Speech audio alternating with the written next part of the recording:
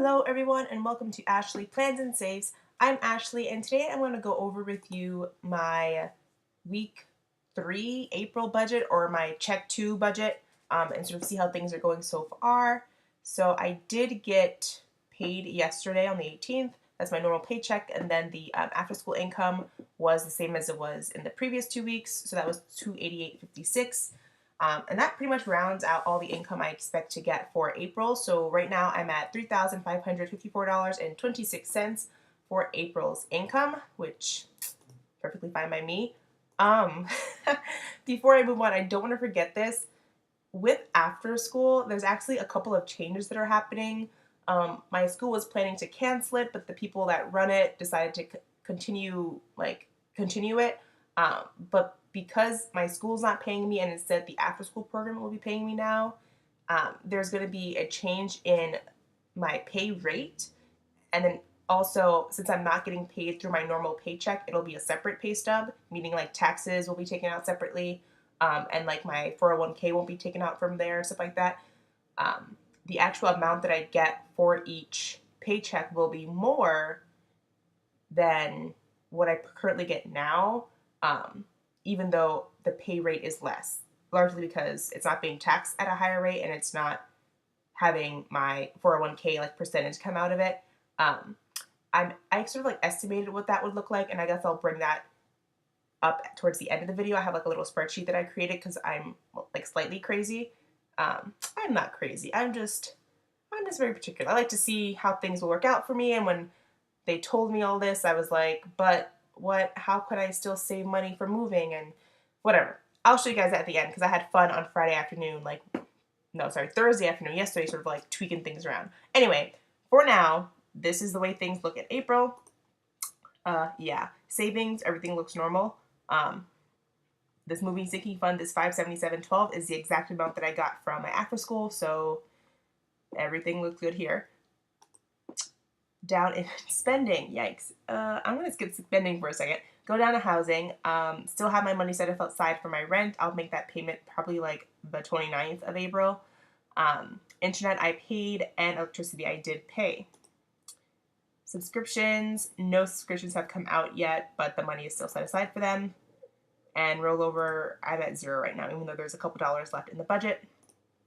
So that is that. So now here with spending, there's a couple of unanticipated things that I just did because I kind of wanted to, but also like I needed to. So I wasn't planning to do any more fun money spending this month because I spent about $40 about 2 weeks ago, and that's my budget, $40 a month.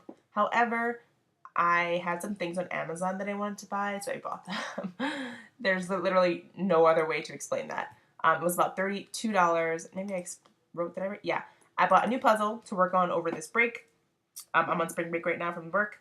I bought a stove gap cover. Like, if you know the gap between the counter and the stove, like so much random crap gets down there.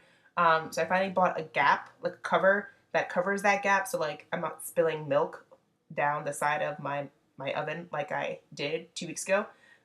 There's that. I bought a clear nail polish just because my nails are very brittle and I'm biting them for some strange reason because I always bite them. That's not strange, that's just normal. But they are getting very brittle, so I got a clear like hardener thing. Got that, and I got a cuticle cutter for my cuticles. Little upkeep things. So I guess these two technically could be considered, actually these three could be considered like household miscellaneous because they're like personal things that I need and also household things. But as you can see, the household budget's also kind of shot, so I just threw it in here. That's all. It was all one order. Why did I click track expense again? I hope it doesn't double it. Great, it didn't. So right now I have $88.99 left for my fun money. We'll see how long that takes me. I'm not that stressed out about it because I do have like a long-term fun money sinking fund in my Ally account, and you know, it's there to spend for me to feel comfortable and have fun with it. And you know, cuticle cutters are fun. You know, that is accurate.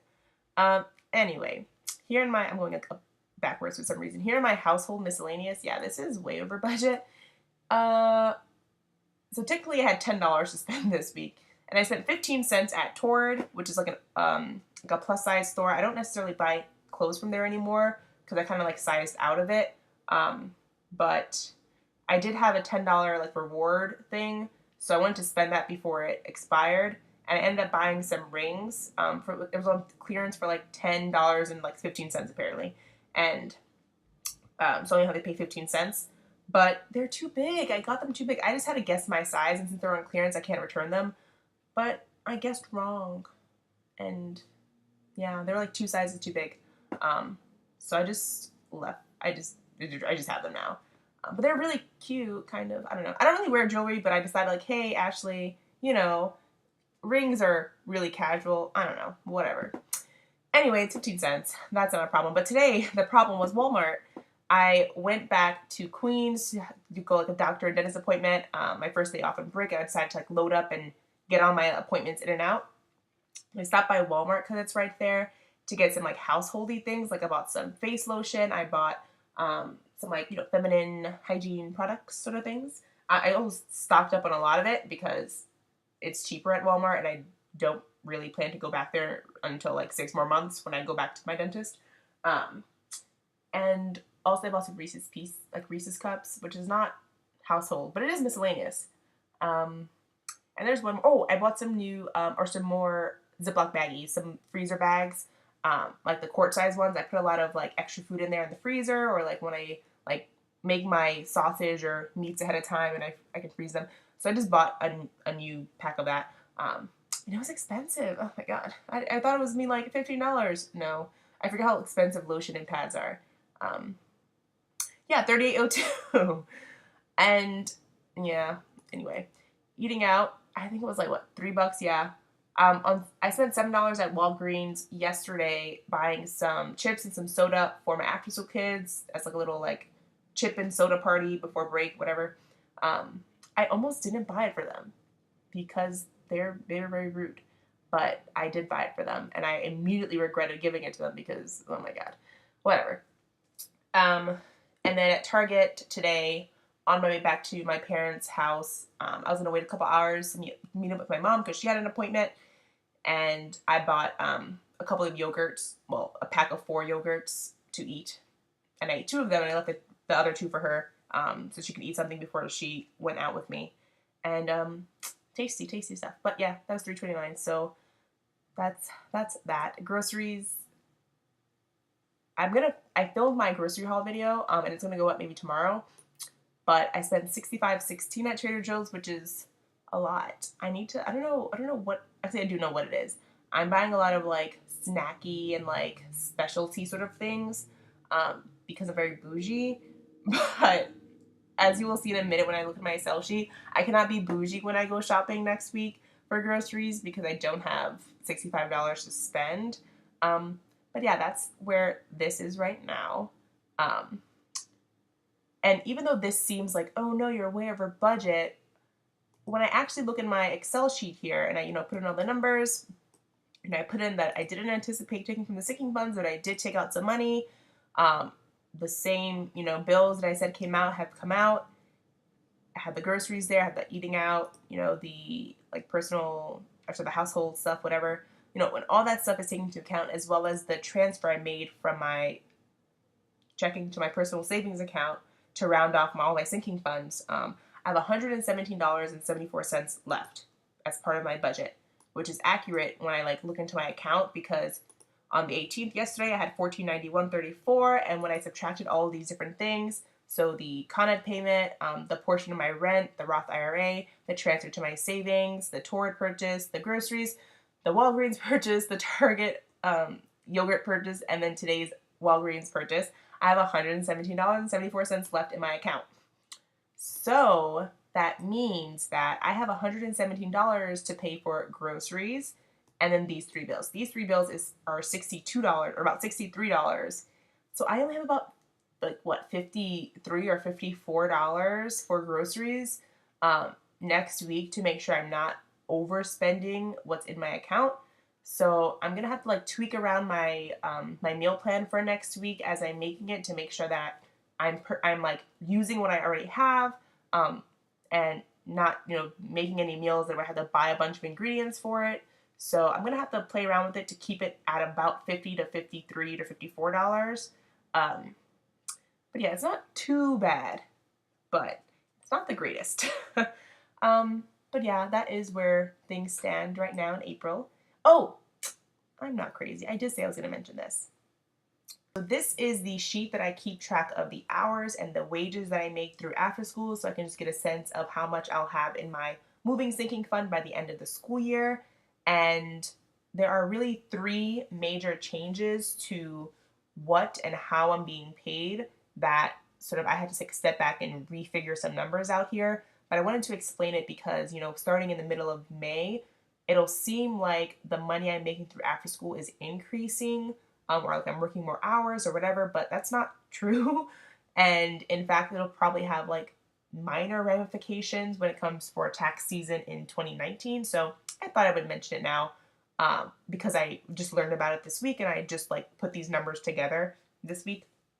The first thing is I'm getting paid at a lower pay rate. So the hourly rate that I got from my school working through after school is more than what the actual after school program can pay me.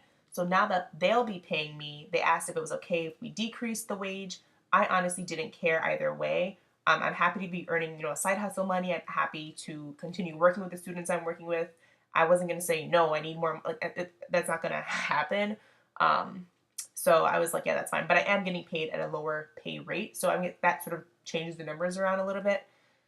And I thought I'd be making less money, but it seems the opposite of that is happening, because of the second thing is I'm no longer being paid on the same paycheck as my base salary. So with my school, they just added whatever number of hours I worked in after school in addition to my base salary, and that was all in one paycheck, meaning it was all being taxed at a higher rate, a rate that would be appropriate for my gross income by the time it comes to tax season. So, in fact, I was probably looking at a couple of $100s in a tax refund for my taxes in 2019 with the two allowances I've been taking out for my withholding. However, the new system for how I'm going to be paid for after school is that it's a separate paycheck from a separate company, separate withholding, separate all that stuff. So the tax rate will actually be much lower because, according to this new position, I'm only earning $1,400, in the year as, my one job. So their tax rate is very low. And in the end, I think I'll end up maybe even owing maybe a couple $100s in tax. Maybe not a couple hundred, but like $100 or so in taxes for the 2019 tax season, because the tax rate is kind of messing me up a little bit. So that's two things. That's the second thing. The third thing is that this money, since it's not part of my normal paycheck, is not having for my 401k. Oh my gosh, my 401k contributions taken out. Like currently, since it's in addition to my base salary, whatever percentage I have my 401k taken out as, it counts all the money I make, including after school. So that money is decreased by a certain percentage to go to my 401k.